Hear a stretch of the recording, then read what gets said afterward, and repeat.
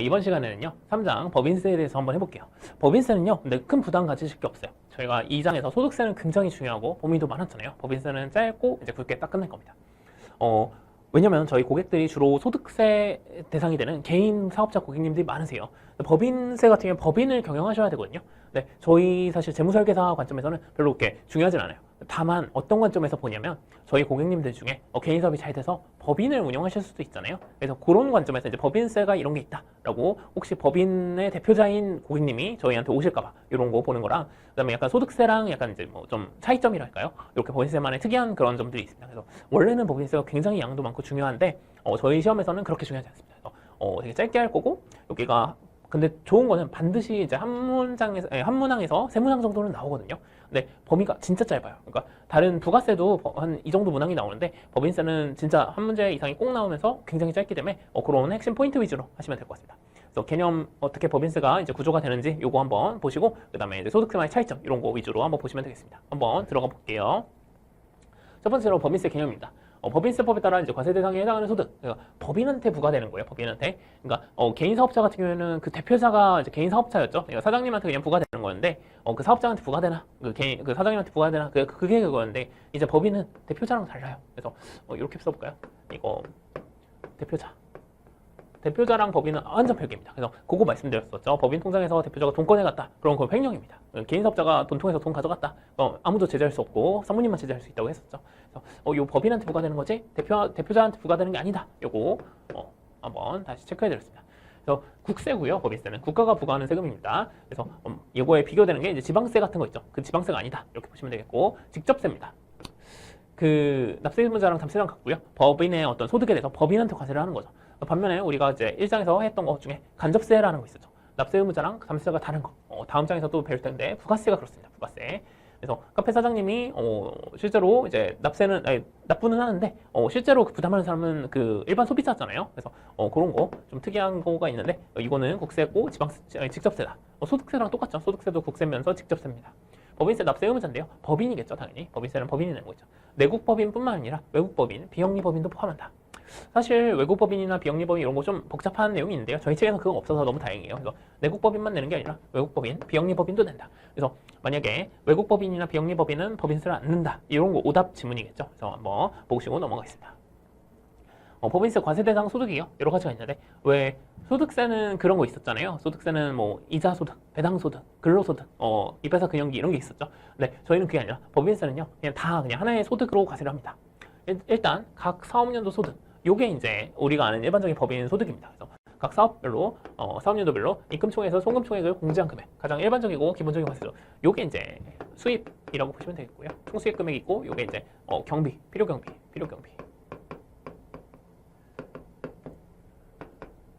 소득세랑 비교하면 이런 느낌으로 보시면 되겠습니다. 그래서 이렇게 써드릴까요? 총수입 금액에서 필요 경비. 이게 종합소득 금액이었잖아요. 이게 소득세였죠. 소득세. 법인세는 어떻게 되냐면요. 똑같은데 이거를 입금이라고 하고요. 송금이라고 합니다. 이렇게 했을 적에 이거를 각 사업연도 소득이라고 합니다. 각 사업연도 소득, 각사소라고 쓰고요. 이렇게 됩니다. 그래서 각 사업연도 소득 이렇게 써있죠. 그래서 입금 총액에서 송금 총액 뺀 거. 이게 우리가 아는 수익금에서 필요금 뺀 거. 이거 똑같죠. 그래서 매출에서 비용 뺀 거, 그 이익 요런 개념입니다. 두 번째.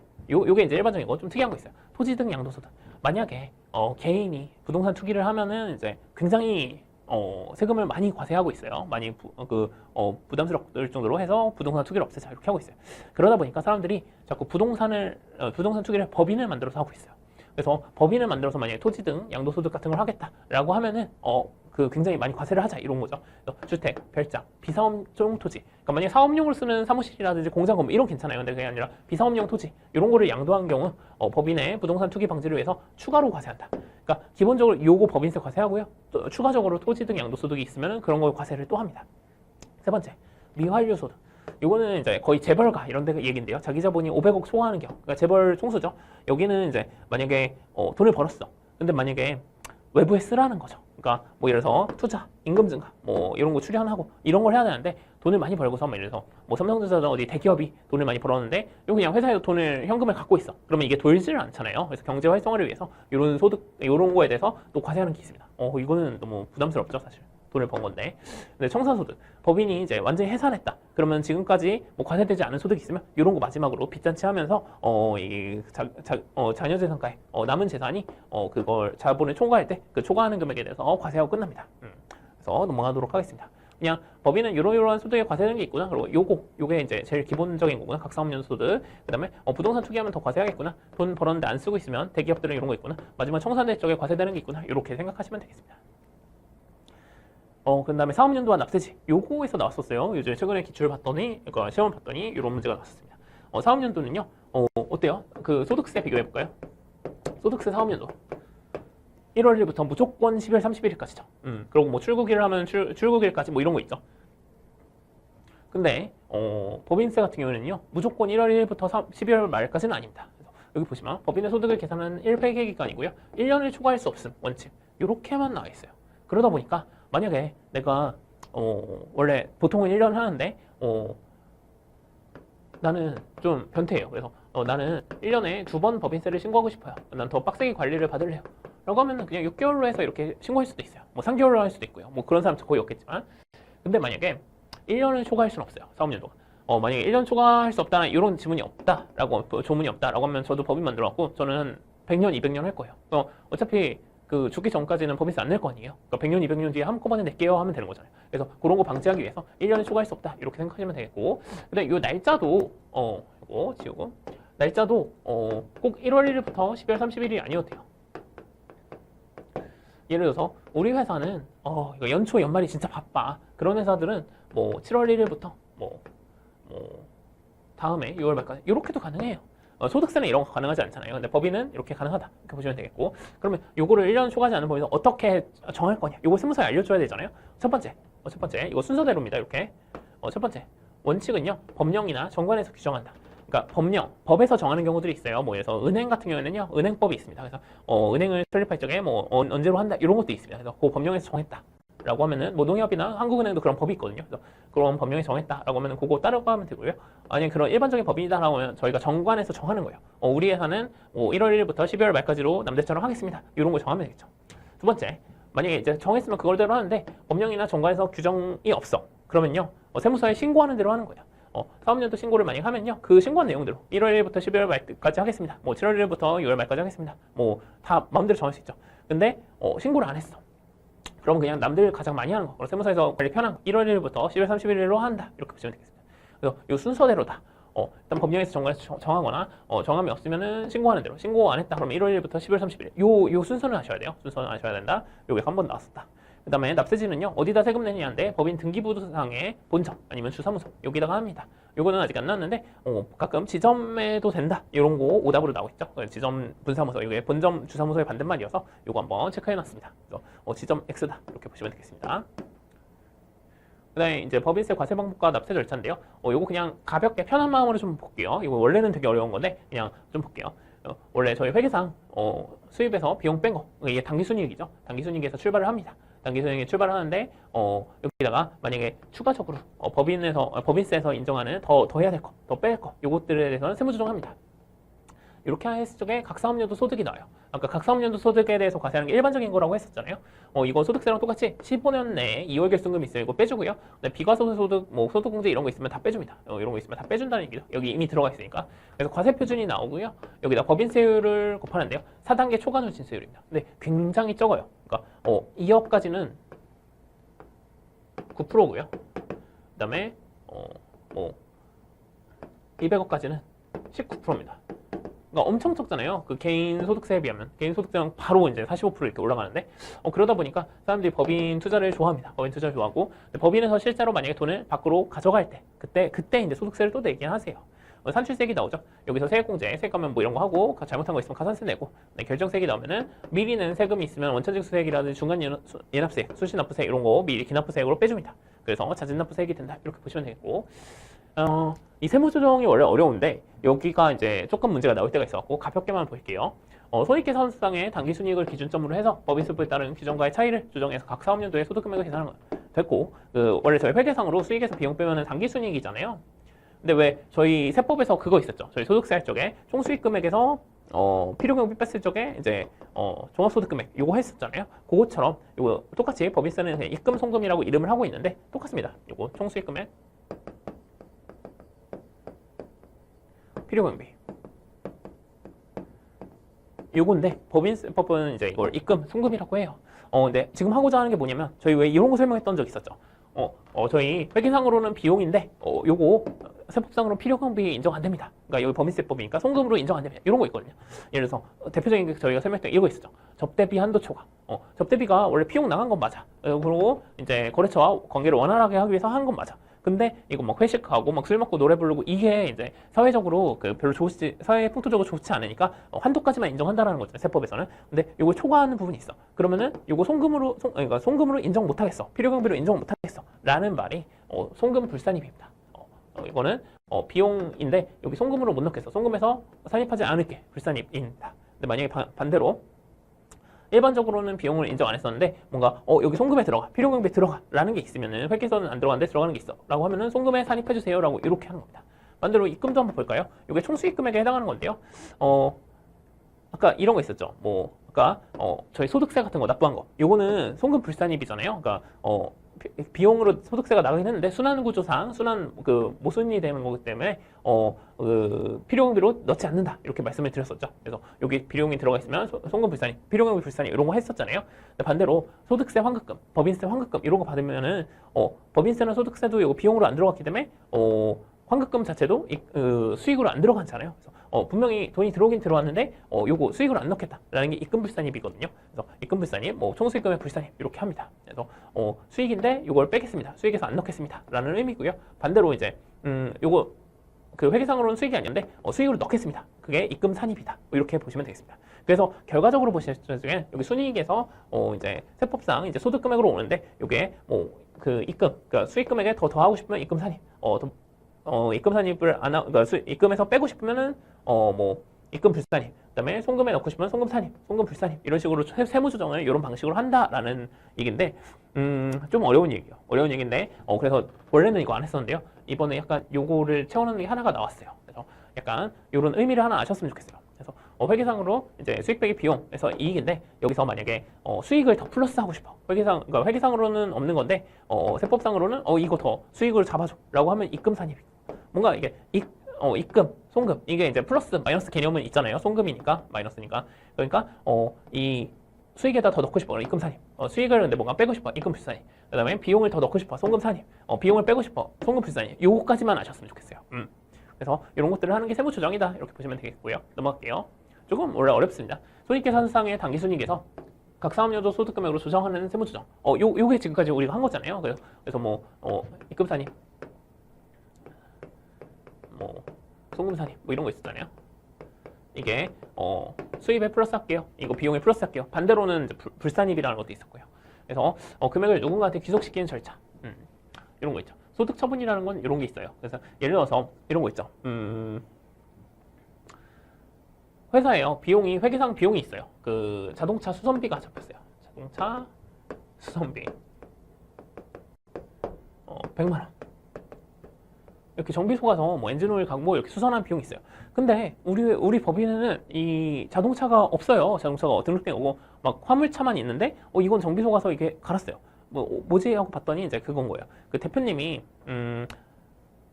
대리님한테 대표님이 대리님한테 나 자동차 내 거 제네시스 사는 거 있어. 이거 가서 자동차 정비소 가고 버카로 엔진오일 갈고 타이어 갈고 와라고 한 거예요. 그러면 회계팀 대리님은 이거 갈아야 돼요, 말아야 돼요? 갈아야겠죠. 안 갈면 자기가 갈리겠죠. 그래서 이거 갈아야 됩니다. 근데 갈아야 되는데 이게 버카로 나간 비용은 맞는데 세법상으로 이거 인정 못 한다고요. 업무 부관 비용이고 이거 회사 비용이 아니니까 원래 대표님이 자기 돈으로 써야 되는데 버카로 쓴 거잖아요. 이런 경우에는 이거 비용으로 잡혀 있긴 하지만 이거 인정 못 한다. 그러니까 손금이죠, 비용이. 근데 손금으로 인정 못 한다. 그러면 손금에서 빼주세요라고 해서 손금 불산입을 하게 됩니다. 요게 세무 조정이고요. 소득 처분이라는 건 이렇게 하고서 그러면 누구한테 이거를 매길 거냐라는 거예요. 이거 송금 불산입한 다음에 이거 대표자가 쓴 겁니다. 대표자 상여 이렇게 처분합니다. 그래서 이거 너무 어려운 거예요. 그냥 요거 말이 나와 있으니까 설명만 해드린 거예요. 그래서 대표자 상여로 하면은 대표자가 요거를 근로소득으로 봐서 또 추가로 소득세가 과세가 되거든요. 그래서 이렇게 하는 절차가 요게 세무조정, 요게 이제 소득처분이라고 합니다. 그래서 세무조정과 소득처분은 다 하나이기 때문에 요거에 대해서 어떤 거다라고 설명을 드린 겁니다. 그래서 당기순님께서 각 3년도 소득금액으로 조정하는 세무조정 요거 아까 봤던 거 요거 하는 건데 요거를 만약에 송금이 아닙니다라고 했어. 그럼 회사에서 비용이 나갔는데 그럼 이거 누가 쓴 거야? 라고 해서 대표자가 쓴 겁니다라고 하는 절차가 소득처분입니다. 누구한테 처분할 거냐라는 겁니다. 귀속자를 찾는 거죠. 세 번째, 법인세 납세 절차입니다. 법인세 신고 및 납부 기한인데요. 각 사업년도 종료일이 속하는 달의 말일로부터 3개월. 그러니까 예를 들어서 1월 1일부터 꼭 1월 1일부터 12월 31일은 아닌데 대부분의 법인이 이렇다고 했었죠. 그러면은 3월 1일부터 3월 30일 이때 신고를 해야 된다. 역시 성실신고 확인서 제출 시 4개월 한 달 더 줍니다. 이내에 그 사업연도 소득에 대한 법인세와 과세표준과 세액을 납세지 관할 세무조정한테 신고해야 된다. 각 사업연도에 소득금액이 없거나 결손금이 있는 법인도 당연히 해야 됩니다. 요거 하나 기억하셔야겠죠. 만약에 소득금액이 없거나 결손금이 있어 마이너스야. 그럼 신고 안 해도 된다. 요거 오답이겠죠. 그래도 해야 됩니다. 그래서 세무서는 모르잖아요. 그래서 신고해서 알려줘야 됩니다.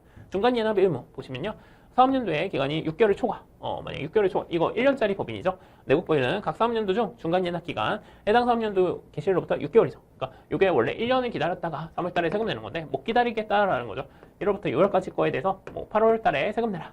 이런 식으로 되는 거죠. 그래서 반짜리 그거를 납부 의무가 있다. 다만 법률에 따라 이제 설립된 학교 법인, 직전 사업연도 중소기업 플러스 직전 사업연도의 산출세 기준 금액이 50만 원 미만.